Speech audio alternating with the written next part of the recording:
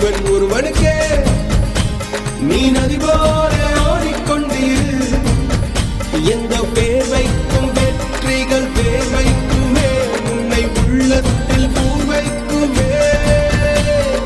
எல்லா புகழும் ஒருவன் ஒருவனுக்கே நீ நதி போல ஓடிக்கொண்டீர்.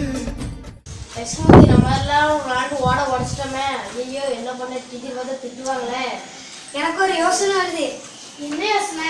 எங்க பாட்டி வீட்டுல ஓடுறதுக்கு எடுத்துட்டு வரலாமா?